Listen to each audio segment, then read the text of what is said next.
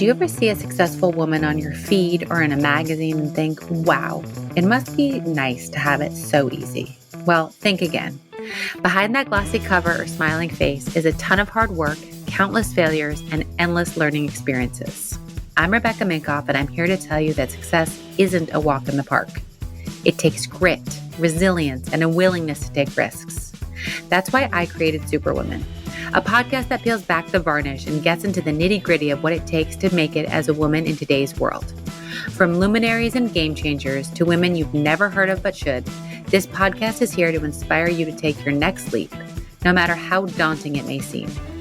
We'll explore the sacrifices these women have made, the highs and lows they've experienced, and the lessons they've learned along the way. So if you're ready to be inspired and learn from some of the most successful women out there, join me on Superwomen. Together, we'll uncover the stories behind the successes and prove that with hard work, determination, and a little bit of luck, anything is possible.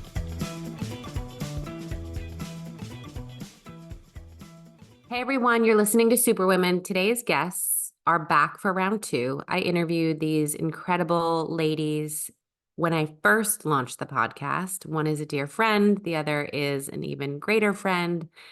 Jenny and Melissa started JBC Communications 10 years ago and have continued to withstand the challenges of a crazy shrinking editorial and magazine environment and helped architect the growth and personal brand for so many companies you know and love: Parachute, Dorsey, Primary. We go deep on motherhood, how they have encouraged a culture of empowering more women to be able to figure out motherhood and life, how they weathered the pandemic, and what excites them about going to work every day. Take a listen. Welcome back to the podcast. You guys were two of my OG guests, Jenny and Melissa from JBC Communications. We go back 20 years. A little bit. Yeah, I was going to say 18. 18. Yes, that's more correct. So specific. So I think it was nice to have you back because so much has changed since I interviewed you in 2019. It was pre-COVID. I think, I think it was like 2018, but maybe 2019. So for those tuning in, you can go back, listen to the OG episode. But for those that aren't going to do that, will you just share a little bit of background about the two of you, the firm, and then we'll get into all the things? Yeah, this is Jenny. I'm Jennifer Meyer, not the jewelry designer. We started JBC 10 years ago this month, actually. Melissa, Congrats. my business partner, and I. Thank you. And we specialize in kind of brands across different industries, but what they have in common is, they're innovative, founder-led. We launch an enormous amount of brands. Our specialty is storytelling and earned media.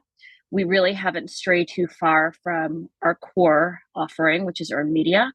And I have been in PR for a really long time. When I met you, I think I was at Starworks, but I'm not quite sure.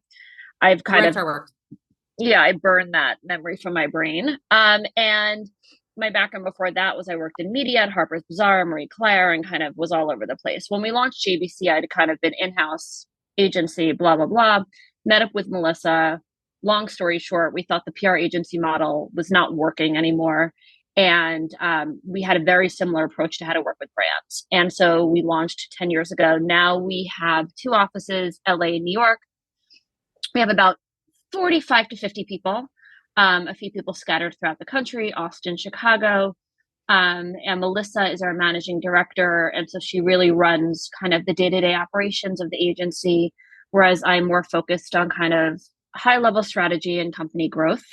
And that's kind of who we are. Melissa, anything I'm forgetting? No, I think we're going to get more into it. I think that was a good high level. I will say though, Becky, that one thing I meant to tell you, sorry to interrupt you so early on in this podcast, is that we get a lot of new business emails, and I would say 90% are referrals and 10% are kind of cold emails. And of that 10%, the main place they will reference that they heard about us from is your podcast. All these years later. they will be like, oh my God, I heard you talking to Rebecca Minkoff. I was, really into how transparent you were about the PR agency process. And I will say, so we've had, probably at least 15 to 20 of our clients on your podcast, and they hear the same thing. So, girl, you're doing good. That's so nice to hear. I was speaking with a fellow podcaster yesterday, and she was telling me about this huge leap in listeners that she was able to unlock. And I just couldn't believe I didn't know about it. And I was like, I'm not doing enough. So it's nice to hear that I'm it's telling you, getting you're harder. definitely one of the number one that like our clients are always looking to be on. Mhm. I just think that you're good. hitting both consumers and industry in a really interesting way. Well, thank you. That means a lot. But back to us. Back to you. So your style and technique and success had to have shifted during COVID, and especially the last 5 years. I'd love you to sort of dive in on what became hard, what didn't work anymore, and how have you sort of shifted and guided your clients accordingly? My answer to that, because a lot of people ask, is I'm unbelievably proud of Jen and myself, like, 'cause it's very rare that we can pat our own backs of how we got through the pandemic.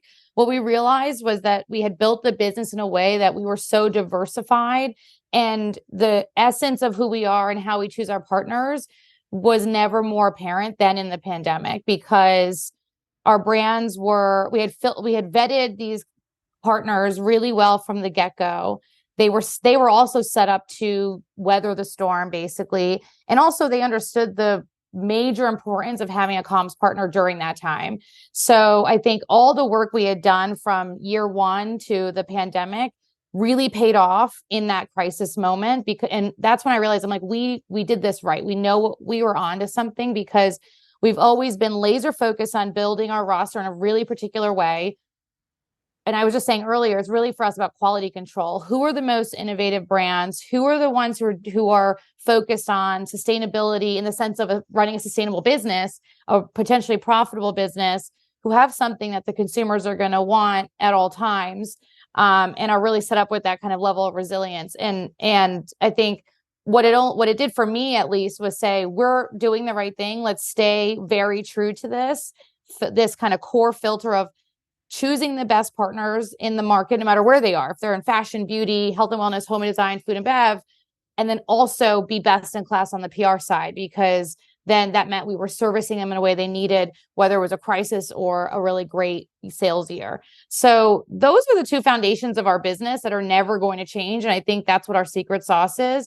But I do think we've evolved, right, to continuously serve our brands the way they need to be served. We launched, we probably mentioned this the first time around the podcast. We had launched our executive speaking division, for example, to better service our brands and take that pressure of conferences and awards off of the media relations team so they could just focus on storytelling.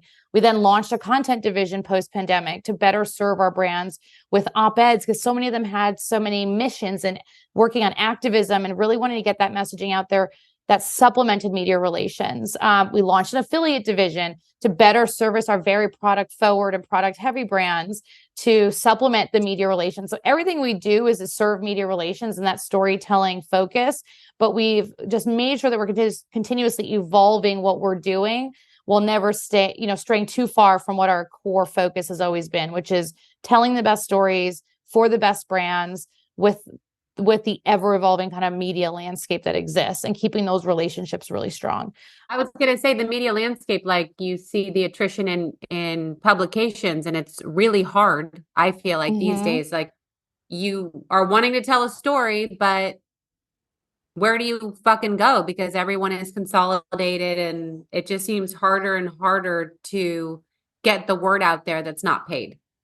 I think yes, and I think no. So I think when it comes to traditional media, yes, you're completely right. I think I hate what's happening with kind of traditional media and the layoffs and everything we're reading about every day right now, because those teams are so unbelievably talented, and nothing kind of tells a story like an amazing kind of Fast Company moment or a Wall Street Journal moment. But there's more media to consume than ever before, because obviously consumers are not just getting their media from these traditional channels. They're getting their information from TikTok. They're getting it from the Today Show. They're getting it from a podcast. So to us, it's about always kind of being open-minded about what other avenues can we tap into to reach potential consumers, and not staying so stuck in our old school PR ways where it's like, we're just going to hit Vogue and Harper's Bazaar. Sure, we're always going to want those books. From a branding perspective, they're wonderful. There's nothing better than that great Vogue moment if you're a fashion brand. But the 22-year-old, in Chicago is probably not shopping off of Vogue.com right now. So where can we reach her? I always say the most interesting thing to me is we get so much information about media from our interns, because they are obviously shopping online. They're clicking to buy right away. They're on TikTok. They're on Instagram. They're, that's how they're consuming media every single day. So we're constantly asking them, where are you shopping? How did you find out about the last pair of jeans you bought? And they'll say like, oh, this influencer or this random blog or, this little article. So we're able to update our media list to reflect that, because you can't just kind of sit back and say, I'm just going to approach the same media in the same way that we have for the past 10 years. That doesn't work anymore. I think, the other thing that is really important that Melissa kind of touched on when we were talking about the pandemic is what that also taught us is that we have to have a layer of sensitivity built into pitching. We always felt that way. And I think every PR agency and publicist will say like, oh, I would never send an insensitive pitch or with an insensitive headline or something like that. But we really worked with our teams to develop personal relationships with the editorial communities so that it wasn't about sending a mass pitch. It was about working with an editor on a story. So they're able to really figure out, okay, this specific editor is interested in this and may respond to this because they wrote about this. It's about doing that much more research so that when you pick up the phone and call that editor or you introduce them to a potential client, it's going to match and it's going to work. Instead of just sending out, like a PR release or a news blast saying this brand is launching this, you can't just do that anymore. You have to be very kind of specific and intimate in terms of who you're pitching and what you're pitching them. And I think that really came through with COVID because everyone was going kind of through their own thing. Like everyone was touched by that. And so we couldn't just send out these mass pitches about a denim line launching. You had to really take a step back and say, okay, who's even open to this kind of news right now? And that takes more time. I always say the PR that we do at JBC takes so much more time and so much more research and so much more kind of analyzing who we're pitching. But I think it's why we're able to get those meatier stories that are more memorable. Yeah, it's not just having the best pitch either and being the most well-researched. It also means having the best relationships, because now that, and Rebecca, you mentioned this, like teams are getting smaller. These editors have to cover so many more markets now or beats and even across titles. So they're getting inundated and they're only going to open the emails of the names they recognize at this point because that's all they have time for. So it really also comes down to what I've said forever about PR. It is relationships. And when you're a brand choosing a great agency, you should be trying to figure out, do they have the strongest relationships with media at this point? Because that's who's going to get the opens on the pitches them at all. So it is important to do the research. It's important to write the best pitch, but it's also unbelievably important now more than ever to have the relationships that will actually get the story to the finish line and published. And I think our team has done an unreal job of maintaining relationships from year one to now. So surviving a pandemic and still getting all the great stories they need. And now with this like even more crunched media landscape, still getting the job done. So, and that really comes down to being authentic and kind, respectful, all those things that you just want people to be in general. And that has made them like the best publicists because they can really cut through the noise against their competitors and against the brands they're kind of trying to get real estate from. So that's, I would also add on to that. Transactional. So Jenny, before we started recording, you mentioned the last 5 years have been really hard and there's been a lot of lows. Let's dive into the lows that you and Melissa have experienced and what you kind of did to get out of it. Or are you still in it? We're not still in it, but I would say December was a low. But to backtrack, it's been very up and down. I would say the first 6 years of our business, they were pretty consistent. We had really significant growth year after year. It was like every day was like another home run. We were just thriving and doing great and growing every day. And between COVID and the economy, it was a really difficult last few years. I think we were struggling to figure out how to, number one, not just stay profitable, but to grow continually. Like we did not want to kind of stop growing. And so how do you do that in an economy and an industry where everyone is laying off people and everyone is cutting back on their budgets? How do we justify telling a brand that they need to pay us this amount of money when we're going up against agencies that are quoting a quarter of that at the time? And we really just kind of took a step back and, through a lot of kind of hits and misses, figured out a good, system that worked for us, which was we were going to kind of maintain, our fees, but we were going to really invest in the team and invest in senior level service. And then, as Melissa said, add on different services like affiliate and things like that. But that's not to say we didn't make a lot of mistakes in moving too quickly, which is, I think, our number one mistake for Melissa and I is we both move incredibly quickly, which is great when you're a publicist and not always great when you're a business owner. And that includes everything from making the wrong hires to hiring multiple people when we don't necessarily have the budget to support that. And, bringing on clients because they have a significant budget when we feel like it may not be a great brand fit for us. So we made a lot of those mistakes. And it took us really until recently to kind of recover from those mistakes. And now I'm really happy that we're, back to being in a really good growth pattern this year. But we had to, Melissa and I, for the first time in 10 years, had to really take a step back and look at everything we were doing, under a magnifying glass and make some significant changes. And we've never had to do that. We've never had to have those hard conversations. I, didn't take a salary for a while. There was no bonuses for a while. We really had to do some kind of, big swings when it came to where we were spending money and where we needed to save money. And I think, we came out the other end. We hired a fractional CFO to come on board to really guide us when it came to finances, because at the end of the day, finance is not my background. It's not really Melissa's, even though she told me randomly recently that she actually majored in operations. So I still don't know why she doesn't do that part of the company. But having a fractional CFO has helped significantly. And it's also freed up the time for Melissa and I to do what we do best, which is being publicists. At the end of the day, people say to me all the time, like, you're the founder. There's no way you still pitch. I love pitching. Melissa loves pitching. It is still so much fun. I love, coming up with creative strategies for brands and collaborations and partnerships and connecting people. And I wasn't doing that for a while because I was so bogged down in the back end of the business.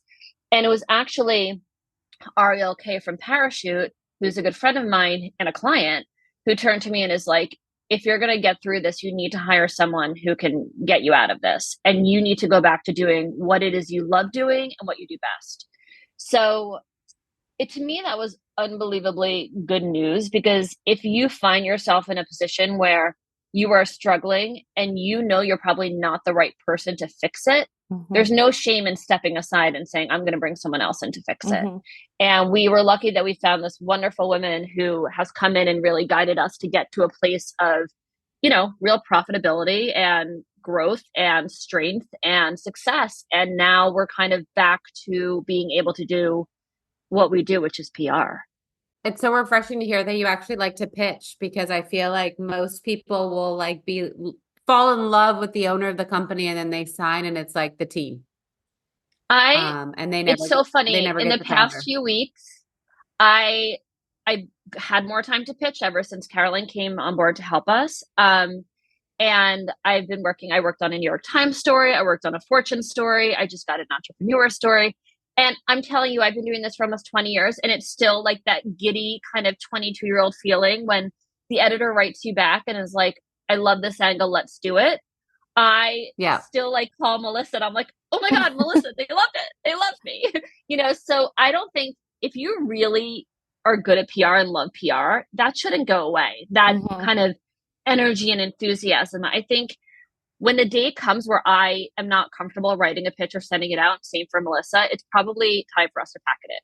Yeah. Because this is what we built the business on. My 2024 resolution is to actually find more time for pitching, because I get so not bogged down. It's my job and I'm happy to be there, working directly with our teams and our VPs, and also working with clients and talking to them through strategy, that sometimes I look at the end of the day, I'm like, oh my God, the day's gone by. So my resolution this year is to actually free myself up to actually go back to why I do this. And that's pitching and telling stories. So I'm putting it on the record. Okay. We're going to hold you to it. Let's get into you guys working together through the tough times. Sometimes that makes people at odds and it's difficult conversations. Or Jenny, you mentioned you didn't take a salary for a while. Like, how did you guys work through those things as partners? Well, first of all, when Jen sends me an email and is like, hey, we should maybe like take a pay cut for a short amount of time, I just ignore it. And I don't write her back, which is, I mean, it's true, but I ultimately, we're in it together. And at the end of the day, like the hard things we do together, that just kind of is what it is. And that's what we signed up for. That's what I signed up for. And luckily we've only had to be put in that situation like once or twice, I think we've done a really good job of protecting the business and protecting ourselves. I'm sure Jen has a lot to say on this topic. Yeah. Well, I mean, I think having hard conversations, Melissa and I have worked together now for 10 years, and I can count on my finger how many times we've actually been angry at each other, or my hand, how many times we've been angry at each other. We communicate so well together, and I know how to approach Melissa with not great information. She knows how to talk to me about kind of tricky things, when to talk to me, what time of day to talk to me. Like, I know that if I'm going to have a difficult conversation with her about finances, I can't do it at the end of the day when she's about to be with her kids, or, when she's tired at night because she goes to sleep very early. We've kind of sussed out when to discuss the trickier things with each other.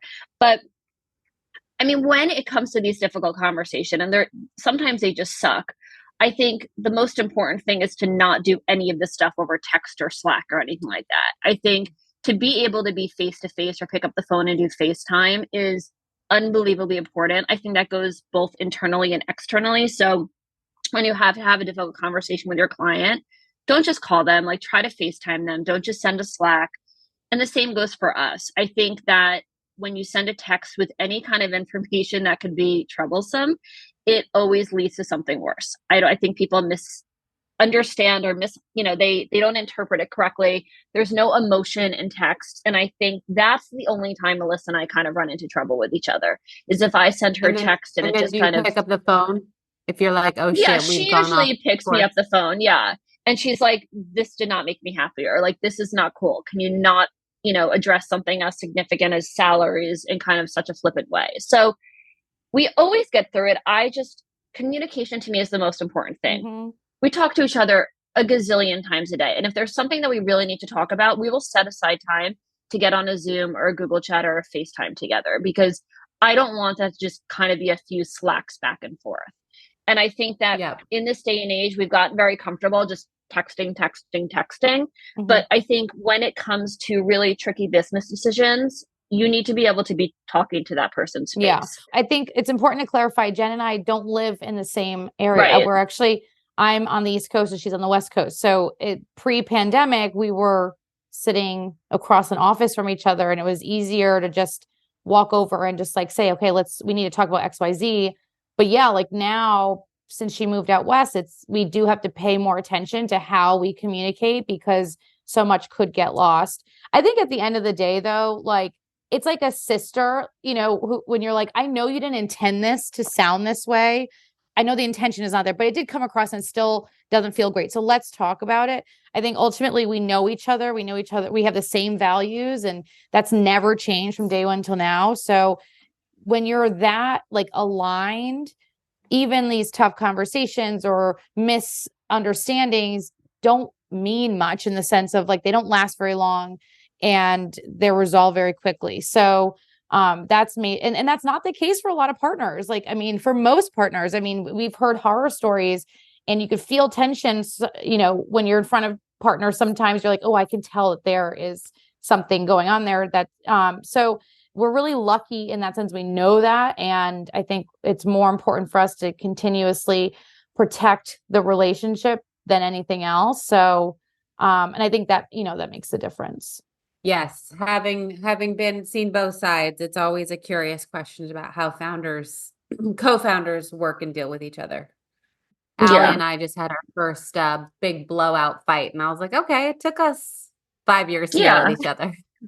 I mean, listen, Melissa and I disagree every day, but we Yeah. don't unilaterally make decisions, and we always listen to the other's opinion. So if Melissa feels super strongly about something, and I said, okay, well, I don't want to sign this client. And she's like, Jenny, I really believe in this client. I did all this research. I will say, okay, like I trust her.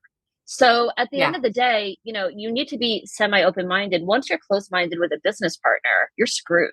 Mm-hmm. Yeah, I love that.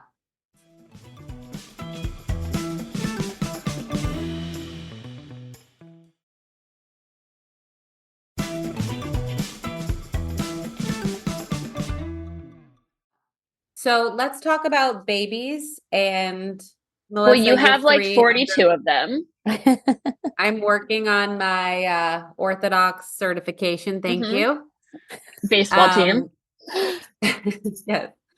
So you, Melissa, you have 3 under 6? 3 under 5? Under six. Yeah. 3 under 6. All girls. Jenny, you have a 2-year-old.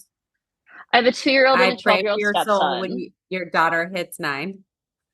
I know. I'm already horrified with my 5-year-old. It's like she's 15. I mean, I'm like, I don't think I'm going to survive preteen years with 3 girls. I might have to move away and come back when they're normal. Here's the clincher though, is that, so we, on our executive team, it's me, Melissa, and then Alana, who's our head of strategy, and Libby, who's our head of growth. They've both been with us for, 7 to 8 years. And the 4 of us really round up the executive team. All 4 of us had babies within 4 months of each other. So our maternity leaves overlapped and overlapped and overlapped. And when we all kind of realized that was happening, it was a moment of like, how are we ever going to do this? Like, how are we going to run this company? And we were a little freaked out by it. But I'm here to tell you, first of all, that moms work harder than anyone else. Like, I am so unbelievably impressed by kind of how we made that work. And we all took our maternity leaves. So we all were out. We all had the time to bond and be with our babies. And then we all came back and covered for the next person. And there was something really terrifying about that, about how close it all was. But it was also something really, in a cheesy way, kind of beautiful. Because to have 4 moms running a company and having babies so close together could, for a lot of people, be like, oh my God, that's the end of that company. But for us, I really feel like it made our company stronger, because we were all going through a shared experience together, and we were so kind of in it to kind of pitch in for that next person who was about to go on mat leave. So, Melissa came back a few weeks early from her mat leave only because I had Charlie a month early.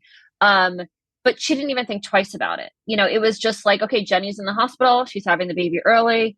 I'm going to set myself to come back a little bit earlier and help out. And then, moved into Libby and then Alana. And I just keep reading all these articles about people not hiring moms because they don't think that they're going to be, around or available. And from my experience at JBC, from our shared experience at JBC, almost every single VP at JBC is a mother. But I have to interject, those are all places that are male dominated, that are not making concessions for those moms. Well, that's what I'm trying to say, that if you create an atmosphere and an environment for mothers to work in a way that they can work at their best, then you're going to get the best work from them. And I think that the VPs at our agency are unbelievably fantastic. But yes, we made a lot of concessions as mothers, as working mothers. Not only did we have to, we wanted to. I would even say that they're not I wouldn't call them concessions. I think it's you're right. Realizing that a mother just works differently, but probably harder. Meaning, because it's proven that women are better multitaskers. That it goes, like, no one will argue that. Women who are parents just work a little bit differently, but the output is the same, if not better, if you adjust a little your expectations of what a workday looks like.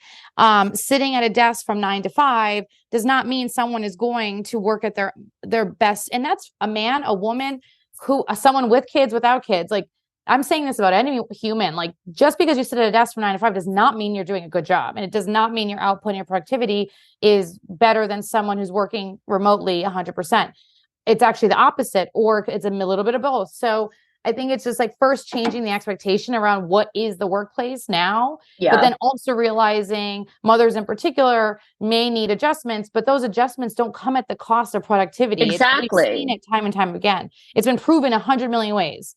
And I mean, I'll say it till I'm blue in the face. So, and we hope that we show, like by people looking at what we're doing, how, I am going to say how successful we are and how competitive we are, again, against huge agencies that have been around forever and are 4 times the size of us. We are beating them out in business, that you can see like they're killing it. Like they're crushing it. And so much of their leadership are working mothers. So it's hopefully we're doing our part in like shifting that. And if another agency learns something from us and they start adapting it, amazing. And another agency, I just hope that there's 10 years from now, 15 years from now, this conversation is not as annoying as it is right now. I mean, I think you guys could write a whole op-ed about it from you guys and pitch that. I know we should. Yeah. Really, with all our spare I mean, time. it's just unbelievably frustrating because I have so many friends that own PR agencies and they'll call me and they're like, how much time do you give for maternity leave? And I'm like, what? They're like, do you think a month is enough? And I'm like, no, I don't. I think a month you're just kind of figuring things out.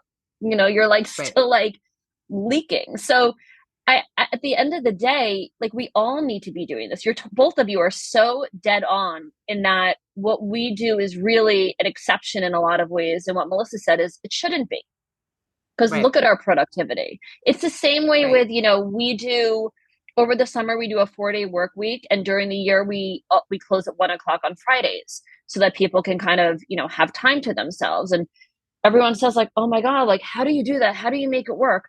It has not changed our productivity. Our staff is unbelievably happy and unbelievably good at what they do. Our results have not changed. You need to talk to your teams and figure out what they need personally to feel better about their lives professionally. Mm-hmm. You can't not marry the two. Our biggest philosophy at JBC, other than just get the best press possible, is family first. Always, always family first. If someone has an issue with their family, if their boyfriend breaks up with them, I don't care what it is. If their dog's in the hospital, that trumps work. I hate the word Trump, but that is the priority over work. And that's what we lead with. And so it all comes back to, if you can support your team personally, they will do a better job professionally. I guarantee it. But what about the type of workers, and maybe you don't encounter this, that take that to an extreme? I mean, I think we do a pretty good job of establishing a team that genuinely wants to be at our company and work with us. A lot of the people we hire have been following us for a while, and they like our work, they like our brands, and they're excited to come work with us. We can tell very quickly if someone is not a good fit for our company. I would say within weeks. And whether people agree with this or not, we don't have the luxury of waiting for someone to kind of find their footing at times. And if we know it's a bad fit, then it's a bad fit. We made a mistake with that hire, and we will acknowledge it, and that person won't go.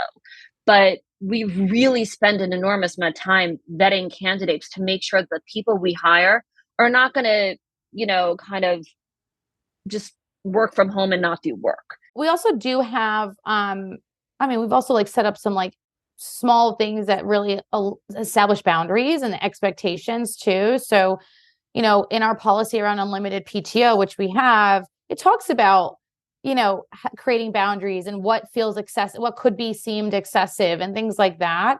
In our onboarding process for new hires, we talk through those things too, is like how to best leverage your unlimited PTO to work for you. But while also making sure your team is supported. So I think, and our chief of staff really handles those conversations. So I think it's in the interview process, setting the right expectations. It's in the onboarding process. And then also in our actual formal documents, helping every employee understand like how do I take advantage of these great benefits without it feeling like I'm taking advantage in a negative way. So I think taking those steps are really important. Listen, if there's a time where we feel like there's someone, and it's very rare, and maybe it's been once in the past couple of years, it feels excessive. It's just a simple conversation, a reminder of like, we rely on you and your expertise, and your team relies on you, and your clients rely on you. Can we shift a little bit here and how we're taking advantage of these different benefits? And it's become one of those easy dialogues to have because we talk about it so often and so freely. It's not this like quiet, like I feel like there's companies that say we have a limited PTO, but it's really because no one ends up ever taking any time off. I hate that mentality. And that's so prevalent. Ours is no, take the time. Like I take the time, you should take the time, but we also are running a business at the same time. So giving them the autonomy to understand what does that balance mean? It's an important skill set for them to even know themselves. I feel like I could never let that happen because everyone would just never be at the office, but I applaud you for it. And also our work can be done almost anywhere. So, but Yeah, we also that's true. value the importance of being in person, seeing other humans, and that brainstorming that happens that cannot happen over Zoom. Like you have to be in the same room. So we do have 2 days in, 3 days out. Like for us, it feels like the right balance for what we do and for our team. And gives them that level of freedom, but also some structure too at the same time. So switching gears, because I have you on here, and I'm sure that I know for a fact that a lot of listeners, let's say they're a brand that they're not big enough to have your services, or they're just starting their company. How would someone go about amplifying themselves, their personal brand, their company, without the ability of having a you? Well, first I would say we have office hours. So if you are that young brand or young entrepreneur and you want advice for free, you can just sign up for office hours at JBC and you'll get access to a senior member of the team who will literally help you kind of figure out like, what do I do? Like what would be the story I should tell? Like, how do I go about it? So I definitely urge any young entrepreneur to take advantage of that. Like we love to do it. Like this is not just a pretend thing we do to look good. Like we actually want people to sign up and we have so much fun seeing all these cool ideas out there. The other side of that is and Jen's gonna have an opinion on this too, but I would say first and foremost, you have to have a social presence in the sense like you don't have to have the biggest following, but establish your voice and your brand on Instagram or TikTok, whatever the platforms are the kids are using these days. Because when you start talking to media, they need somewhere to go. And if they don't they'll go to your website, of course, but they want to know like, what is the spirit and essence of this brand that goes beyond this point of sale e-commerce site? So I can decide if my readers are going to care enough about this brand. So I think that's first and foremost is just starting to create a presence and a life and a story on a platform that makes the most sense to you. I mean, I still love like the young founder just cold emailing editors. I still think that works and it's very endearing and editors still do like it. If you send them a note and passionately write about who you are and what you're trying to accomplish. And that just comes with a little bit of research.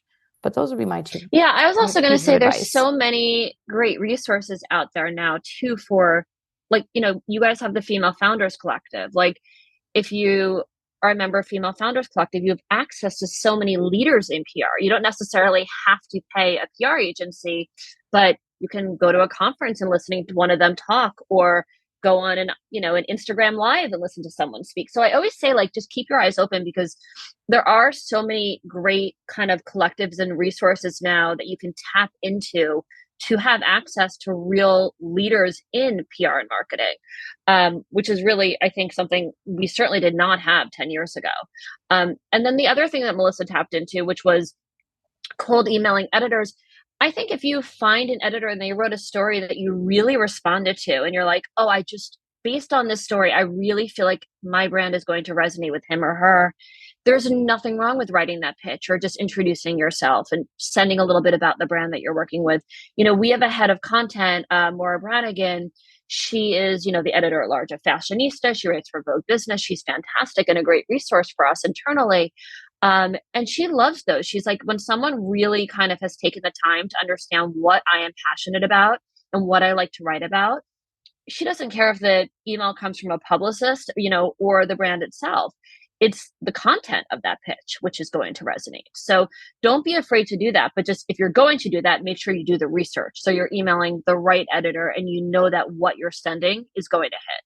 I think those are great tips. And I love that you have office hours. I actually forgot that you had them. So I'm so glad that you mentioned it, because that is gold. So if you're listening, take advantage. It's office hours at JBC. I think That's so. the email. Yes. Or just go to jenniferbett.com, jenniferbett.com. Yeah, you can. And there's an office hours section and it'll show you how to sign up. Yeah. Okay. I'm sorry if you get inundated. Apologies. I hope we do. No, I it's hope we do. honestly, we love it. And it's funny because the way it was born was from working with you.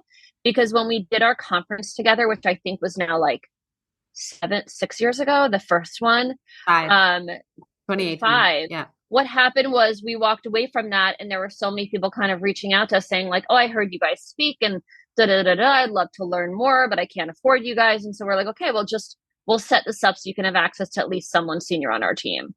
And it's just kind of taken on its own life since then.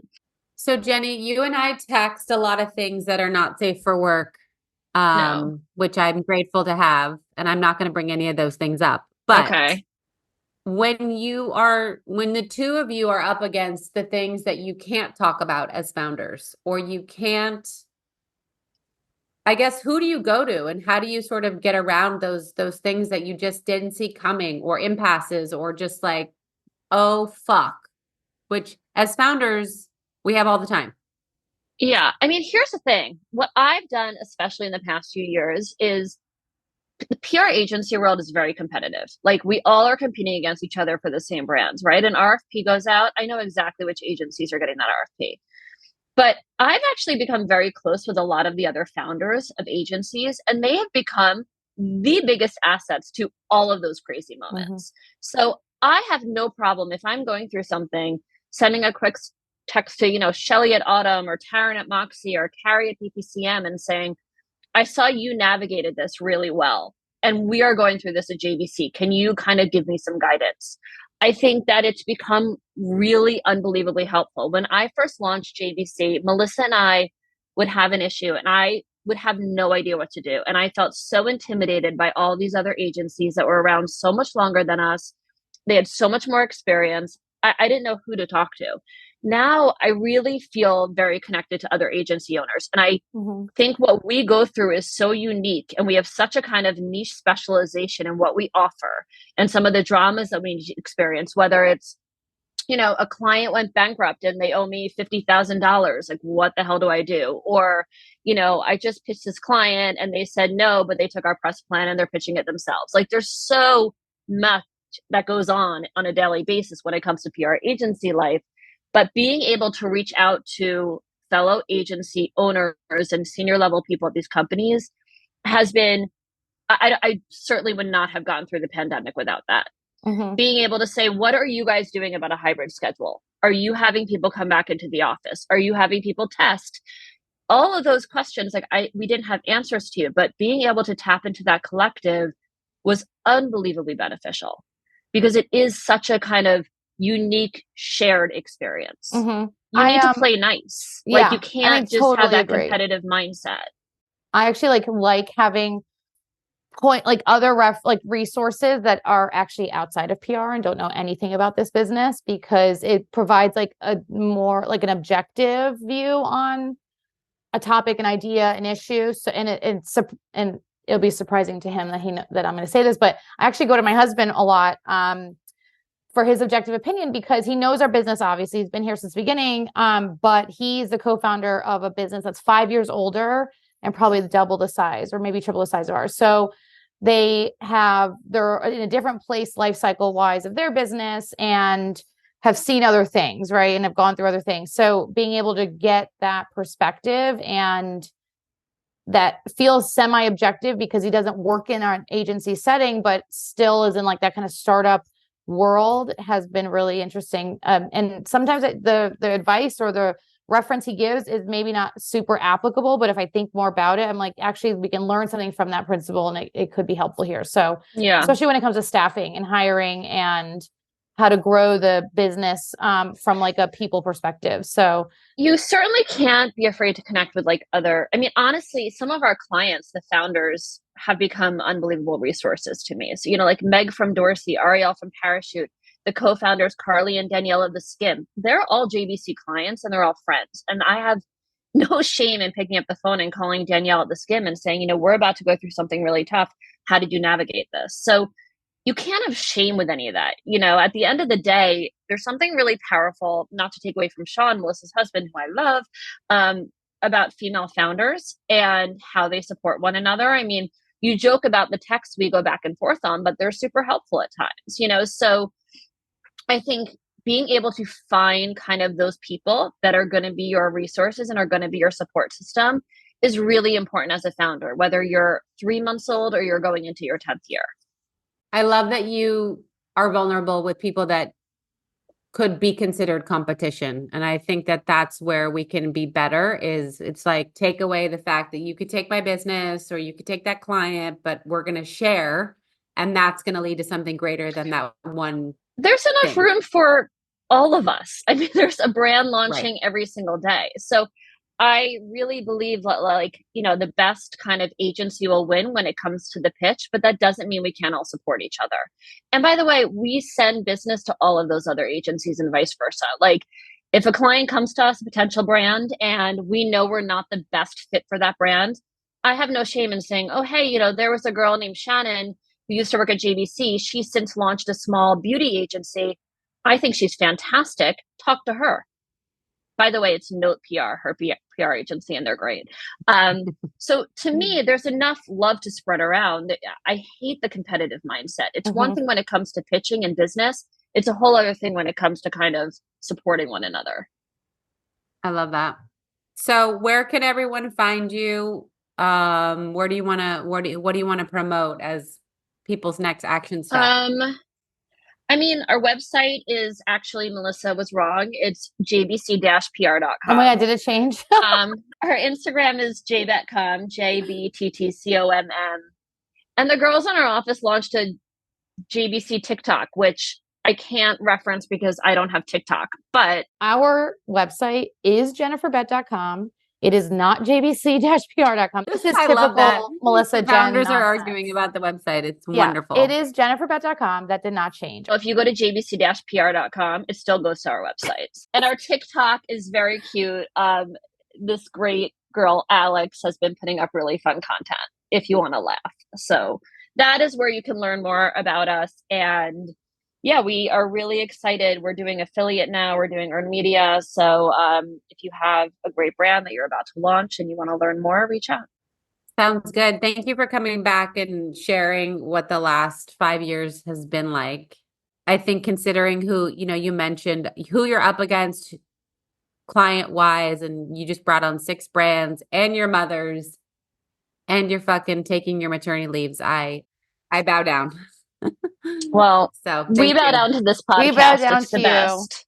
Yeah, you're the best. And I'm not kidding when I tell you every one of our brands, this is on their wish list for podcasts. So if you are listening, you should tell your clients to get on this podcast and I don't know, or advertise on it. Do you take advertisers? I take them all the time. Okay, well then do that. I'm telling you guys, everyone is listening to this podcast and I am not even paid to do the PR for this podcast. So I'm being legit. This is not a paid partnership.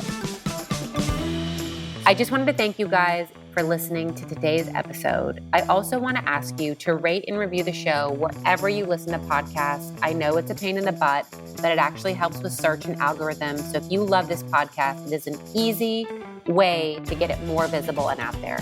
I also want you to follow me on Instagram at Bett Meyer, at Superwomen, and be sure to check out my book, Fearless, The New Rules for Unlocking Creativity, Courage, and Success. Thank you again, and you will hear from me next week.